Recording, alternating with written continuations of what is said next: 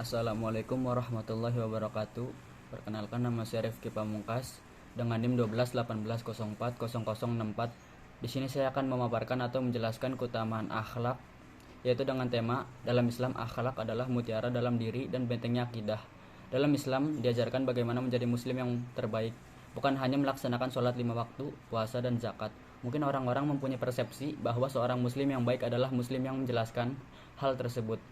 Namun, ada satu hal yang banyak dilupakan oleh orang-orang, kalau seorang muslim yang baik adalah manusia yang mempunyai akhlak yang mulia.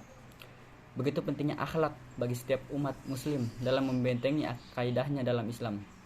Karena jika seorang muslim membentengi dirinya dengan akhlak yang mulia, maka sama saja ia menjadi dan membentengi akidahnya dari hal-hal yang buruk yang masuk kepada dirinya. Sebegitu pentingnya akhlak bagi umat muslim. Jika diperkuat dengan ayat Al-Quran, yaitu laqad bismillahirrahmanirrahim, laqad kana lakum fi rasulillahi uswatun hasanah liman kana yarjullaha wal yaumil akhir wa dzakarallahu katsira. Yang artinya sesungguhnya telah ada pada diri Rasulullah itu suri tauladan yang baik bagimu, yaitu bagi orang yang mengharap Allah dan kedatangan hari kiamat dan dia banyak menyebut Allah. Quran Surat Al-Ahzab ayat 21. Ibnu Katsir menerangkan bahwa ayat yang mulia itu merupakan dalil pokok yang paling besar yang menganjurkan kepada manusia yang beriman agar meniru Rasulullah dalam ucapan, perbuatan, dan sepak terjangnya. Karena itulah Allah Subhanahu wa taala memerintahkan kepada kaum mukminin agar meniru sikap Nabi dalam hal kesabaran, keteguhan hati, kesiagaan, dan perjuangannya, serta tetap menanti jalan keluar dari Allah. Semoga sholawat dan salam terlimpah kepada Rasulullah sampai hari kiamat. Keluhuran akhlak Nabi SAW juga disebutkan dalam ayat lainnya. Allah Subhanahu wa taala berfirman, "Wa innaka la'ala khuluqin azim," yang artinya, dan sesungguhnya kamu benar-benar berbudi pekerti yang luhur. Quran Surah Al-Qalam ayat 4. Ibnu Abbas mengatakan bahwa sesungguhnya engkau Muhammad berada dalam agama yang hebat, yaitu agama Islam.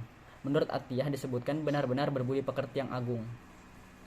Salah satu alasan diutusnya Nabi Rasulullah Shallallahu Alaihi Wasallam oleh Allah Subhanahu Wa Taala, dia di Arab tidak lain untuk membenahi akhlak masyarakat pada masa itu. Hal ini disebutkan dalam hadis Nabi an Abi Hurairah radhiyallahu anhu, qala Rasulullah Shallallahu Alaihi Wasallam, innama bu'ithu liutamima solihal akhlak. Dari Abu Hurairah yang mengatakan bahwa Rasulullah SAW pernah bersabda, sesungguhnya aku diutus hanyalah untuk menyempurnakan akhlak yang baik. Dan hadis Nabi yang lainnya itu, tiada lurus iman seorang hamba sehingga lurus hatinya, dan tiada lurus hatinya sehingga lurus lidahnya. Dari hadis tersebut, hendaknya seorang muslim yang taat menyeimbangkan ibadahnya dengan akhlak perbuatannya sehari-hari. Karena jika seorang muslim hanya menjalankan ibadahnya saja, bahkan siang dan malam tidak pernah putus, itu sama saja ia menyekutukan Allah dengan hawa nafsunya.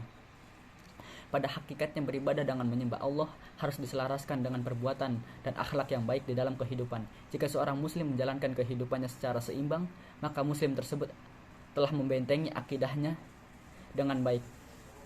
Akhir-akhir ini kita bisa melihat ya di media sosial seperti televisi, koran, bahkan internet akan maraknya aksi pengeboman yang mengatasnamakan akidah. Hal tersebut terjadi karena kurangnya jiwa muslim di dalam diri para teroris tersebut. Mereka tidak membentengi diri mereka sendiri dengan akhlak yang mulia.